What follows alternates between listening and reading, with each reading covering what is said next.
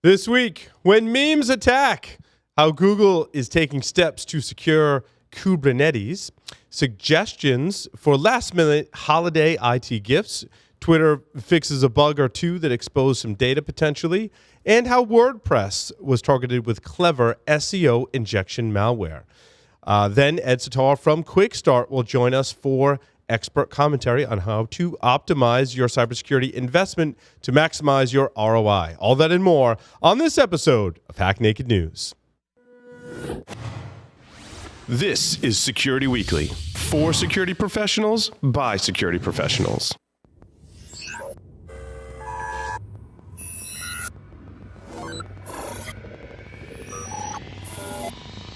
Broadcasting live from G-Unit Studios in Rhode Island, it's the show that brings you the security news each week. And despite popular belief, we do wear pants. It's Hack Naked News. Do you have a website, an external presence, employees, an office? Any of these things can be compromised and attacked. How are you defending your assets? Have you penetration tested your public assets? Start 2018 by taking a proactive approach to securing your vulnerable areas. Black Hills Information Security has been helping companies find their weaknesses since 2008. Email consulting@blackhillsinfosec.com and see how they can help you sleep better at night. Welcome, everyone, to Hack Naked News. This is episode 201 for December 18th, 2018. This is, in fact, our last Hack Naked News for the year. We'll be back next year, of course, with all of the Hack Naked News. Oh, security news. The show is just called Hack Naked. We're not actually naked. We wear clothes and stuff. So I'm your host, Paul Asadorian. Quick announcement, the RSA conference is coming up pretty soon. Before you know it, 2019. It's the place to be for the latest cybersecurity data, innovation, and thought leadership. March 4th through the 8th in San Francisco. Of course, we'll come alive with cybersecurity's brightest minds as they gather to discuss the industry's newest developments.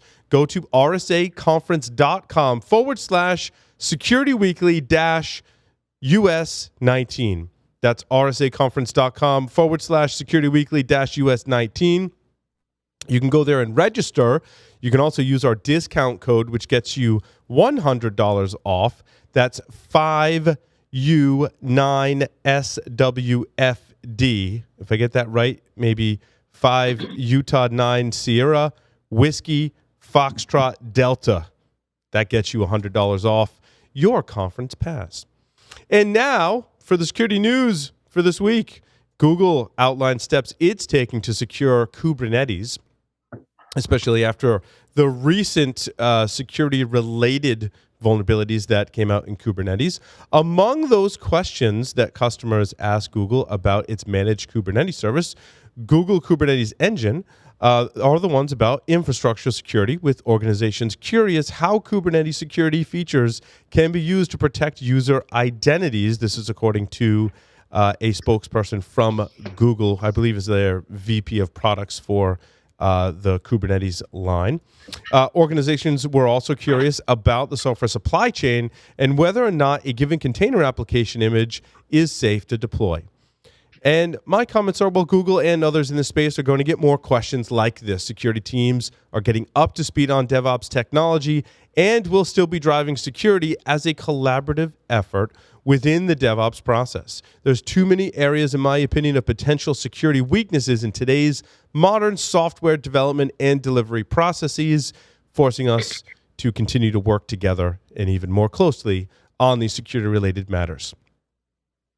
Twitter fixes a bug that exposes some data. On Monday, the social media giant revealed a hole that accidentally enabled bad actors to pull country codes of accounts' phone numbers, and revealed that several of those IP addresses were located in China and Saudi Arabia. They may have been trying to access that exposed data. This comes on the heels of another glitch disclosed over the weekend that had allowed several apps to read users' direct messages, even when they told users that they wouldn't. While there is no evidence of a data breach per se, OPSEC is still very important. I suggest using separate phone numbers for social media accounts. I mean, you can get as fancy as even using multiple SIM cards. Also, realize that direct messages are not called secure direct messages, and private communications should not be had on social media networks, but rather through more secure technologies like Signal and other more secure messaging platforms, though I still prefer Signal. U.S. ballistic missile defense systems are rife with security holes, and that was the sensational headline. The devil is, of course, always in the details, which usually, as a tip, you can find at the end of these articles. And at the end of the article, it does state Lamar Bailey, the director of security research and development at Tripwire, added some commentary that while the findings are not alarming, it's not quite as bad as it seems initially, given the security problems were not found in a blanket fashion across the 5 facilities that were audited. He says, while I agree at first glance this sounds horrible, the key word in the findings is consistently, he said via email, according to the article. Only, he says, one audit hit all 5 of the networks audited and dealt with justification for access. Not only were they not consistently used, but this can apply to administrative facility, a lab, or both, so they may not apply to the networks with the defense or offensive controls. So basically, go read the full report and draw your own conclusions. It's seemingly not as bad as it seems. A critical SQLite or SQLite, however you want to say it. I'll call it SQLite just because I like saying SQL. Or SQL, or is it SQL? Or is it SQL anyway? SQLite. We'll call it SQLite. How about that? Okay. If you feel strongly, please feel free to email me. That's fine. Critical SQLite flaw leaves millions of apps vulnerable to hackers. We're going to be patching this one for a long time. SQLite is the most widely deployed database engine in the world today, which is used by millions of applications with literally billions of deployments, including IoT devices, macOS, and Windows apps, including major web browsers and other apps such as Adobe software, Skype, and more. Since Chromium-based web browsers, including Google Chrome, Opera, Vivaldi, and Brave, also support SQLite through the deprecated Web SQL Database API, which could allow a remote attacker to easily target users of affected browsers just by convincing them into visiting a specially crafted web page. There are no more details about that SQLite vulnerability, as it's really bad and they're giving people time to patch. So if you haven't patched, go ahead and do so. Although if there is a patch out, someone is furiously working on reverse engineering it as we speak. Suggestions for last-minute holiday IT gifts, as it's the holiday season and I'm in my holiday attire. If you are shopping for the security nerd on your list, check out this article, which also includes a handy encrypted USB drive from the folks at Data Locker. The Data Locker Sentry K300 256-bit USB stick is a handy instrument for storing and securing important files.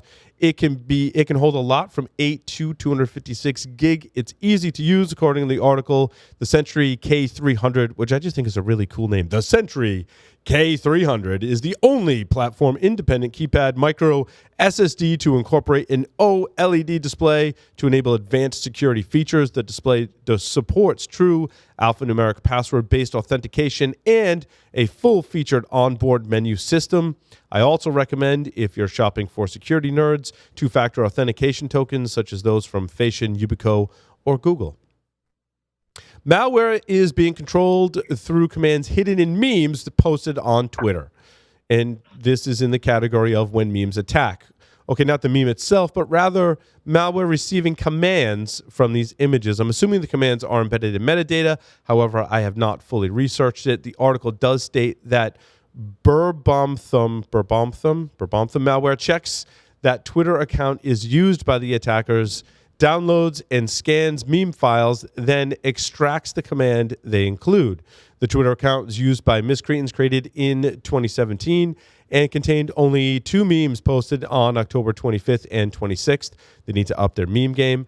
The images were used to deliver the /print commands to the malware, among other commands. WordPress has been targeted with a clever SEO injection malware. This nasty little malware is attacking WordPress sites, and the article states, upon analysis, the researchers discovered that malware has 2 functions. It has 2 functions, rather. First, it can add hidden links for indexing by search engines, a process that usually violates search engine terms of service and could result in blacklisting of the site. And secondly, the malware redirects site visitors to spam content. The latter function is more advanced than usual because it only redirects unregistered site users, presumably one-time visitors who wouldn't flag the issue to the webmaster. And it redirects visitors to certain pages based on their profile. With that, we'll take a short break, come back with Ed Sitar from Quickstart. Stay tuned. Today's determined attackers easily bypass even the most advanced network defenses. Trying to ramp up staff to detect their backdoors can cost thousands of dollars and take months, even years. With Active Countermeasures AI Hunter, we enable junior analysts to detect even the most advanced backdoors in a matter of hours. Sign up for a demo and purchase our product today by visiting activecountermeasures.com/HNN. Active Countermeasures. Make every analyst a hunter. Welcome back, everyone, to Hack Naked News. Reminder that April 1st through the 3rd of 2019, we'll be at Disney's Contemporary Resort, not just hanging out and going to Disney World, but we'll also be there for InfoSec World 2019, where you can connect and network with like-minded individuals. There is a discount code that gets you 15% off OS19-Sec Week. Does that for InfoSec World. Hope to see you there. Ed Sitar is now with us. He is the CEO of Quickstart, and we're here with him talking today about how to optimize your cybersecurity investment to maximize your return on that investment. Ed, welcome to Hack Naked News. Oh, thanks for having me. Glad to join. Glad to join you in your show again. Yeah, it's nice to have you back, Ed. So we were having some great discussions about a challenge that I think everyone faces when they're in security is at some point likely have to invest in some technology and or security solution or tool. And which ones should I invest in? Which ones should I build myself? Which ones should I do open source? But when it comes down to spending budget, how do I maximize that return on investment? So Ed, over to you. Sure. So on average, organizations tend to spend somewhere between 5 to 6% of their overall IT budget on cybersecurity. According to Gartner, I believe the global enterprise security spending is forecasted to grow anywhere by 8 to 9% a year, and approximately around somewhere between 90 billion plus in 2018. So then the question becomes, how do you maximize, how do you get an ROI on this investment, and how do you to maximize the ROI on this investment? So I have a point of view around how do you maximize the ROI on these investments, and how do you and there's some challenges, there's some questions that you need to ask yourself as to, first and foremost, what are you trying to protect?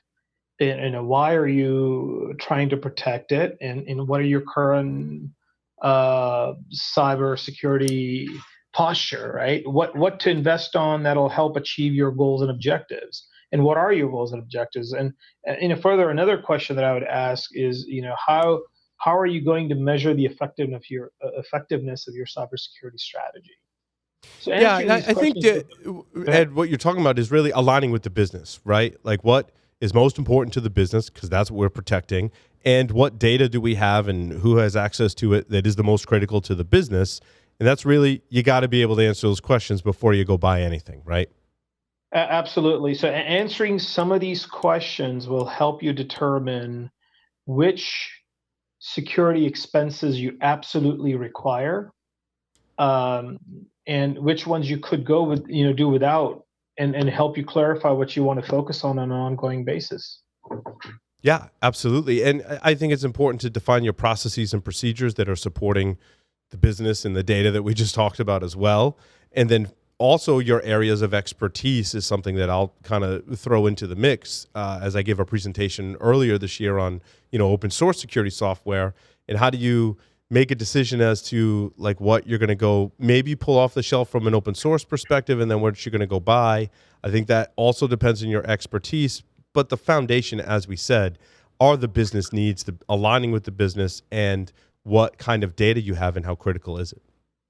No doubt. And they're first and foremost is aligning your spend, and everything that you do within your organization has to be aligned to your goals and objectives. What are the goals and objectives you're trying to achieve? Now, there are several challenges to it, right? Now, the challenges, so you made an investment and spend hundreds of millions of dollars on, the latest and the greatest and the state of the art technology.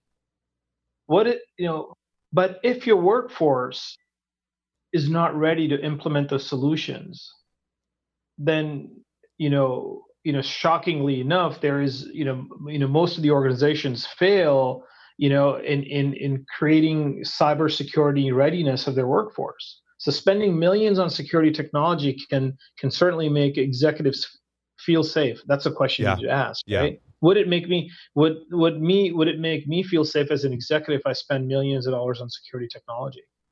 What do you think? Yeah, I think they get, of course, a false sense of security just because I have these products. I don't necessarily know how they're being used or if they're effective. I think that was a huge topic that came about this year was how do I measure how effective my security solutions are? And personally, Ed, I've seen in so many organizations that I visited when I was a pen tester and, consult with today that they've got solutions and they're sitting on a shelf. And usually, this ties into your business certainly, which we're glad that you do this for people, right? Is they're not trained on it. They're like, I don't know. We bought this thing. I don't know how to use it. It kind of sits there, blinky lights in the server room. It's got a dashboard, but other than that, I don't know how to use it effectively. And pen test teams today say the same thing, that they'll breach an organization and they're like, oh, we have this tool. And they're like, well, it wasn't configured properly. Here's how to configure it. And so a lot of it comes down to a training issue and a knowledge issue, right? Absolutely. So the major sources of cyber threats aren't technological threats. They're due to human threats that is caused by human error or ignorance. So this form of threat is live and resides in every organization, and it is equally lethal as a cyber intrusion. So in order to solve your cyber threat, right, you not only have to purchase technology, which is a must, right? You got to do that, but also invest in what I'm calling, cyber readiness of your employees, which is really your first and last line of defense. And shockingly enough, leadership of various organizations, I mean, actually one out of every three that we've noticed demonstrates this type of lethargic leadership, which amplifies the consequences of security breach. And as I had mentioned in my previous discussion with you, where that remember we talked about the Yahoo breach of 2016, and Mm-hmm. and their fumbling response really cost shareholders $350 million. So therefore, the organizations need to balance their investment in technology along with the investment in training their people on technology to prevent cyber attacks. That's kind of the solution. They both go kind of hand in hand, and this will enable your organizations employees to be agile and prevent threats or react quickly to cyber threats. Yeah, and I think these are decisions that are made on an ongoing basis in enterprises. When I speak with people, that it falls into some different buckets. You may acquire some technology that maybe doesn't require a high skill level, and that's great. So you've got some investment, and then maybe you've got an external MSSP that's providing you some services. Then you've got your internal security team that has its focus as well, and they need to get trained on the things that aren't covered by the MSSP, right? Because let's face it, your MSSP in a lot of cases isn't going to do everything for you. Typically, there's a balance between I've got some solutions, I've got some services and solutions that my MSSP is managing, and I've got my internal security team. They have their responsibilities and process and some tools as well, and training that you're focusing them on a certain area, you're focusing your MSSP in a certain area, and you've got some solutions that are helping you along the way, supporting both of those efforts. And where you put your focus, right, and where you put your training, what kind of training do you put your internal employees, it depends on your strategy. And I see enterprises shifting all the time, between these two buckets. And as you described it, it's very much a balancing act. No doubt. So in my opinion, a skeptical CTO or a CIO or a CISO, right, a leader should push back on a cybersecurity strategy that does not have cyber readiness plan that can make employees, call it. I read in Harvard an article in Harvard Business Review. They called it employees risk agility, Mm-hmm. right? So to make employees risk agile to be the first line of cyber defense. So I would strongly encourage that, and I say that because cyber security training on technology is really undercapitalized. People just don't. That's usually the afterthought. And then the investment in quality cybersecurity technical skills and end user skill training is, when it becomes an afterthought or it's ignored or poorly funded, which manifests itself into a cyber breach, which is deeply rooted, to human error and failure. Yeah, and certainly there's one thing that we talked about training of the IT and security staff, right? But awareness training for the users, a lot of people poo-poo it, right? It's still important. Yep. I mean, it does help raise your overall security posture when done effectively. The penetration testing teams that I'm very friendly with, if the users don't have any kind of awareness training, I mean, they're basically like it's a walk in the park. I mean, that means they're going to be phished much more easily. The physical penetration testing is a breeze because, you're just walking in behind them and piggybacking and doing very basic techniques because they haven't had a basic level of training. And so that's absolutely a fundamental part of your security program that you have to make an investment in, right? You got to make the right investment. And the return is that you're going to overall raise your security posture, in my opinion. Yeah, so there's two different types of cybersecurity readiness. One is the awareness training for the entire student population within the organization, and there's the technical training that where you cybersecurity professionals have to have to equip them with that. It's just like really buying a smart TV that has several features, and you only use the power button and play and the channel button. If you don't use all those other buttons, then you just don't know. You're adopting maybe 10% of the whole solution. So, and then the awareness training is also important because, again, back to human error. I mean, you could be leaving your smartphone in a restroom or your laptop on your train, and then that could really expose and cause cyber intrusion. Like, for example, in a 2016 survey that was conducted by the CISO magazine and the CERT division of the Software Engineering Institute of Carnegie Mellon University, respondents reported that insiders were the source of 50% of incidents that were private or sensitive information was unintentionally exposed. So that's pretty scary. Yeah, because people often think of insider threat as someone who is intentionally malicious, but oftentimes the insider threat is someone that made a mistake, like, oops, I just exposed all our customer data on an S3 share, right? It's that human aspect of that, which you can greatly reduce with training. Absolutely, completely agree there, right? But you also need to make investments in technology and maybe some services to cover yourself today, because every aspect of your business today is using some type of technology that's likely connected to the internet in some way, shape, form, or fashion. I mean, there are exceptions, right? But most enterprises today in the major industries, the connectivity is everywhere. And so, I mean, that means everyone needs some type of training. That's absolutely correct.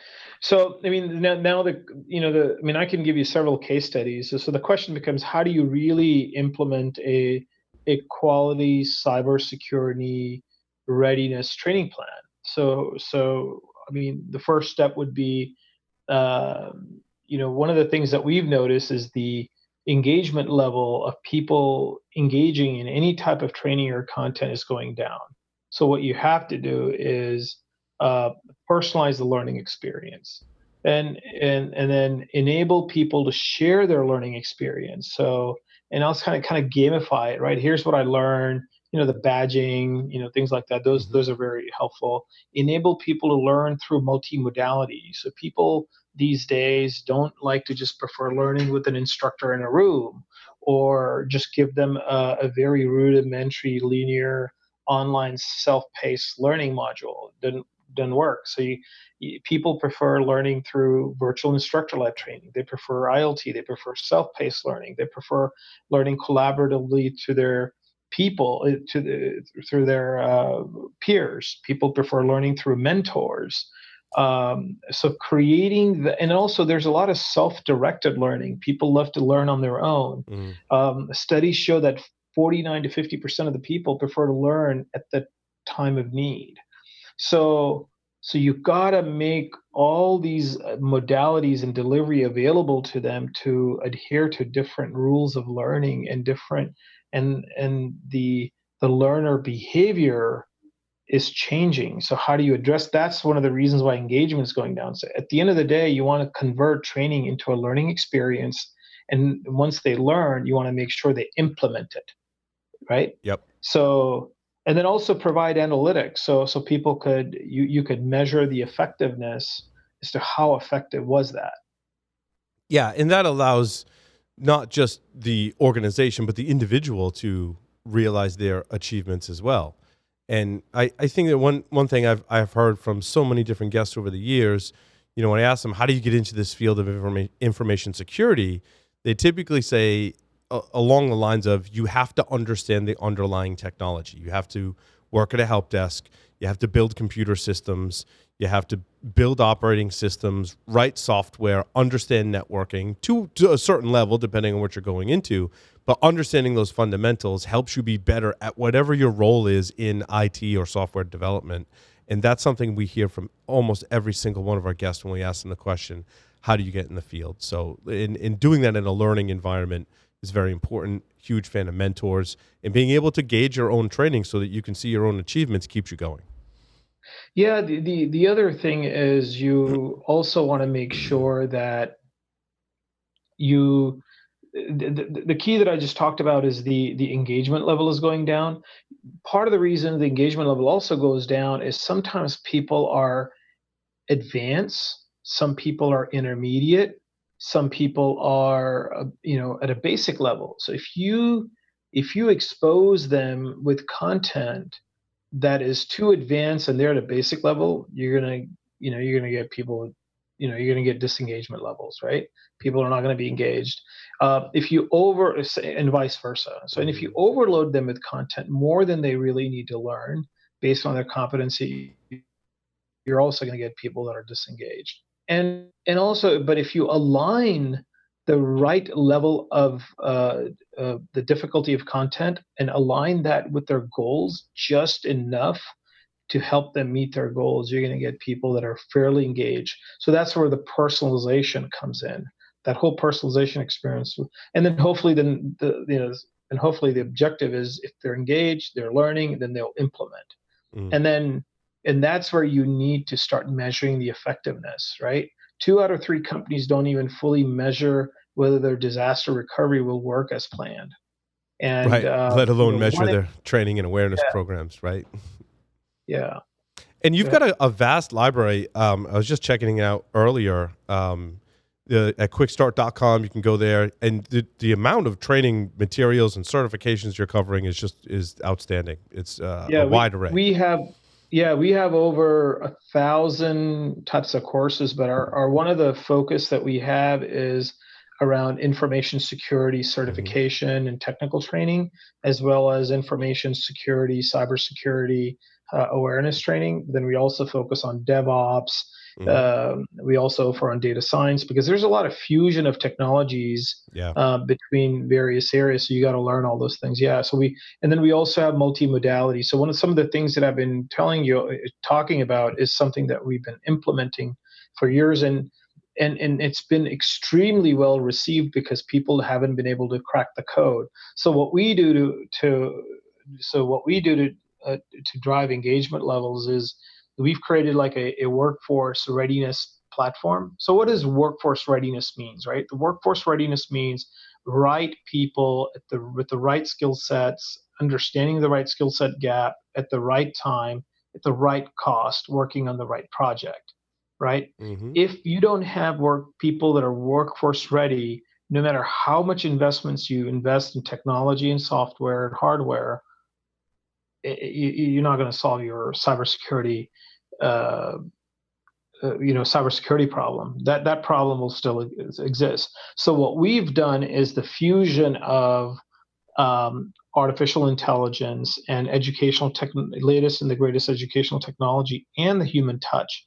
the fusion of all these three things, we've created a workforce readiness platform, leveraging AI, having multimodality to create a very personalized learning experience to help achieve the goals of technology professionals and technology managers. We tie everything to the goal. It's almost like Spotify. So when you go into Spotify and then you start, picking your personalization settings as to here's the type of artist I listen to, here's here's the type of bands I prefer, the type of music I prefer, then it starts feeding you content, which is music based on your taste. And this is exactly how we do that with our workforce readiness platform. That's a great explanation. Our audience can check it out at quickstart.com.